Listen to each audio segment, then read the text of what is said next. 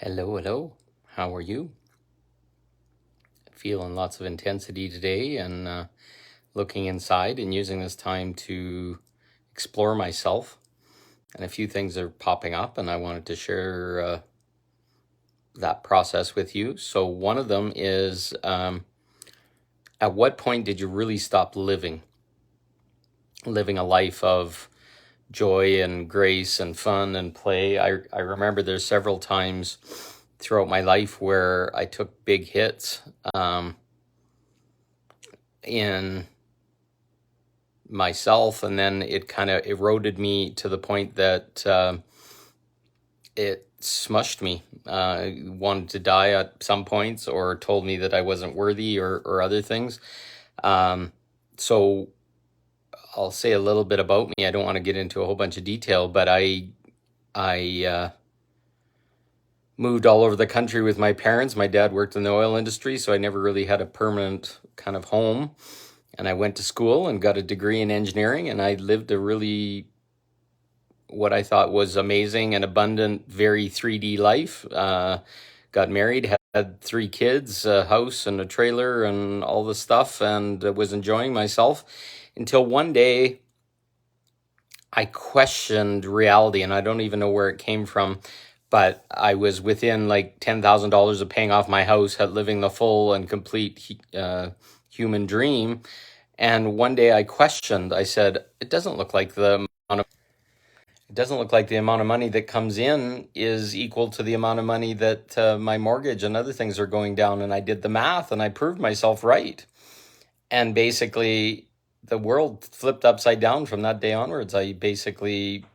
My mortgage started going back up, and my job started to crash, and I worked for a company called Nortel Networks, and it went bankrupt out from under me. And talk about a smash. And then after that, a bunch of stuff came up in my marriage, and I had a divorce, and then I lost my house and my ability to be with my kids all the time, and all these kind of things. And then we get smashed by a whole bunch of other things that have been happening in the world the last couple of years that have kind of closed us off and shut us down and torn us from our communities and taken away our businesses and stuff. And I'm not being a victim to it. I'm just looking at all of the things that have kind of crushed us to make a choice.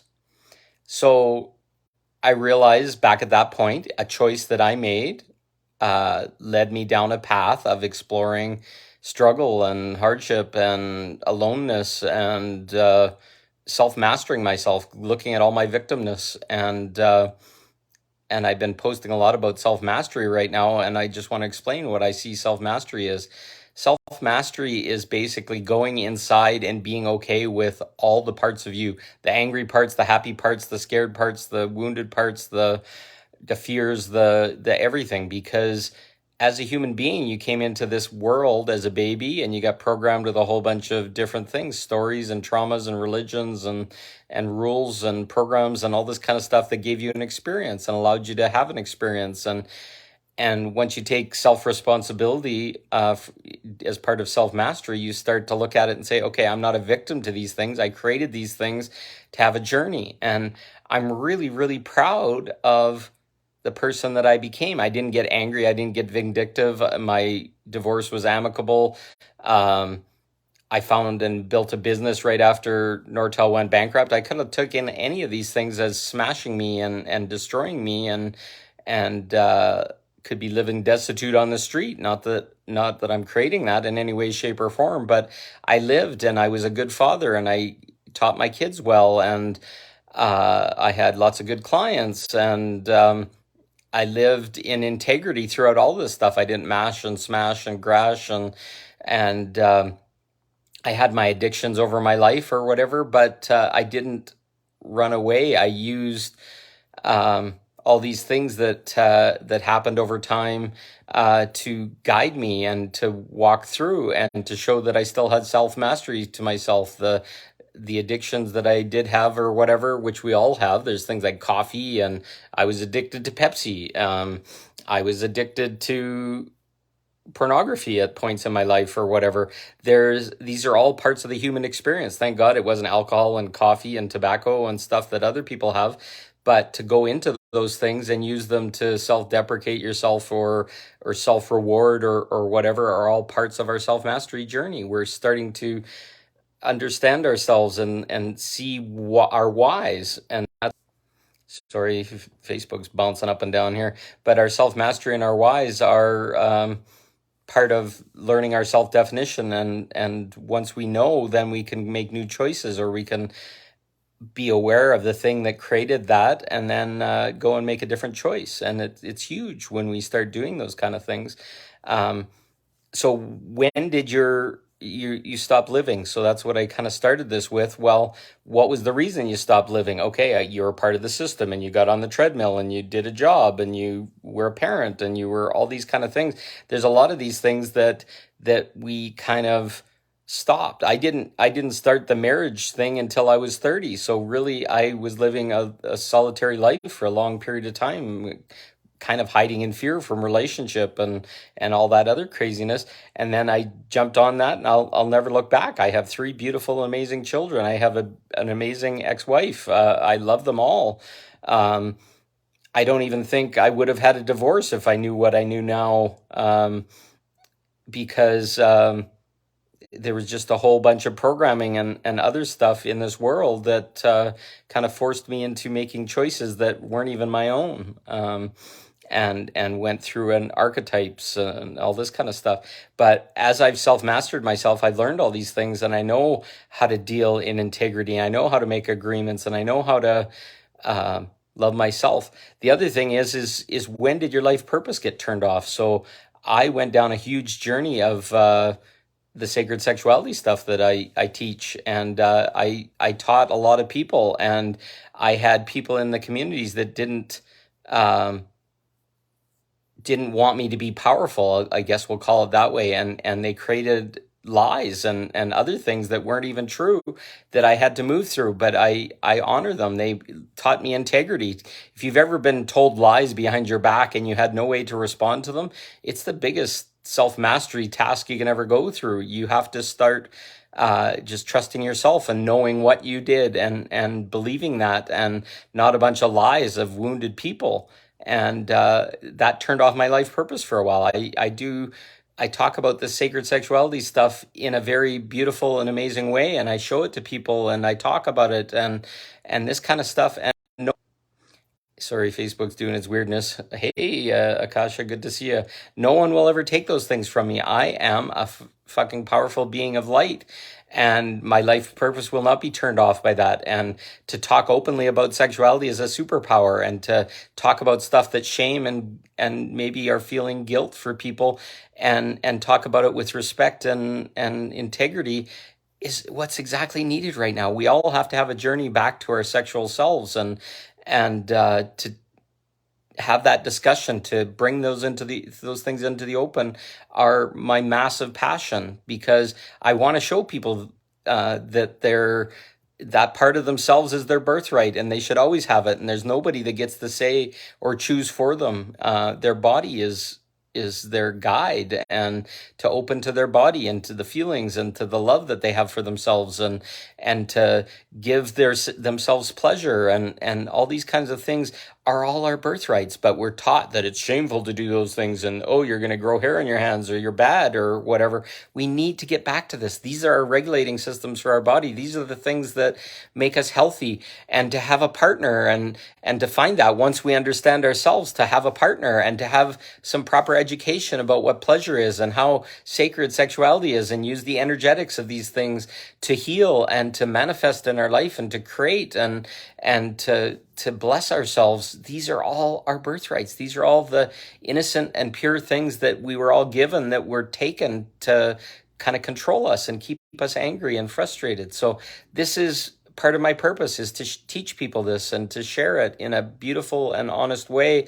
And I'm having my own journey around shame, and I have people in my family that want to shame me about talking about sexuality. People will not accept that, and this is not okay. Well, that's maybe what they're feeling or whatever, but I'm tired of listening to people that supposedly have my best interests at heart and want to help me or whatever, and stop me and shame me around my own life purpose because they got shame and wounds about their own stuff.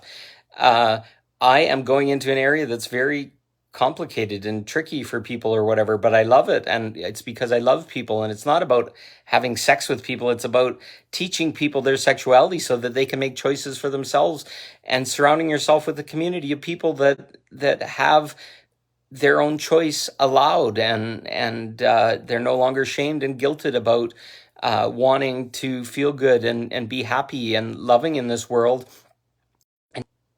Sorry, to give that gift to a person and to get them back to that point is the most amazing and ultimate gift that I could ever give to another person. So anyways, I'm stepping back onto my life purpose. I've had a lot of big epiphanies, and I love you. And if you want to learn more about Awakening Through Sexuality, just search the group Awakening Through Sexuality. It's a private group on Facebook where we talk a little more deeply about this stuff. I'm going to talk more openly about it here on my main page. I just want people to feel it in their heart and say, okay, that feels right, and there's something good there, and push through their shame and guilt and start to ask for more in the world. And I'm teaching the tools. I'm also going to start doing an online course about tools for communication and having hard conversations, and the power of communication and how that's going to free us, and this kind of stuff. That's all going to be showing up here in coming days. I'm just feeling compelled to do this, and I want people communicating again and being direct and asking for what they want and being okay with yeses and nos and leaning into rejection and all this kind of stuff, because these are all parts of the human experience, and they've created these blocks in us that aren't serving. So it's time to get back into our life purpose. It's time to start living our life again. It's starting to get back onto what we love and what's our passion, and sharing that with others, and making it about us first, because that passion can't be about saving the world and fixing everybody else before I can be happy.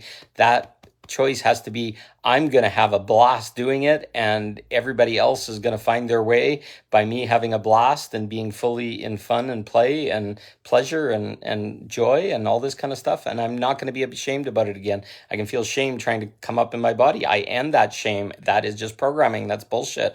I deserve to be fun and playful and healthy and surrounded by people that want the exact same things and feel safe.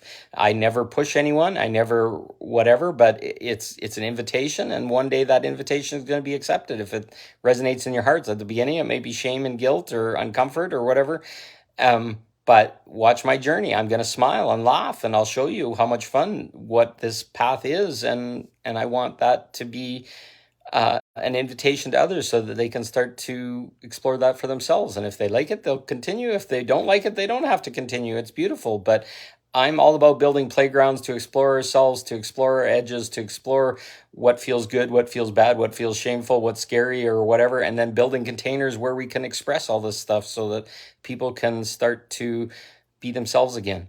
So shine. I love you, and I look forward to hearing from you more. And if you have any questions, or if this is scary or uncomfortable, or put a note in the bottom and I'll be more than happy to respond to it, or private message. Sorry, Facebook cutting in and out, but it's an amazing time to be alive. It's an amazing time to change and see what's going on. So what's your life purpose? Ask yourself that. Keep asking it until you got a clear answer. And how are you going to live your life to express that and have fun and be abundant doing it and love it and travel the world, and that's what I'm going to do right here and right now. Stated, I'm going to share my life purpose with the world and love it and spread it and shine. It's time. And I'm no longer waiting. I'm no longer sitting around watching the world catch up or whatever. I am ready, and the world's going to catch up to me. I love you. Thank you. Are you? Talk to you soon.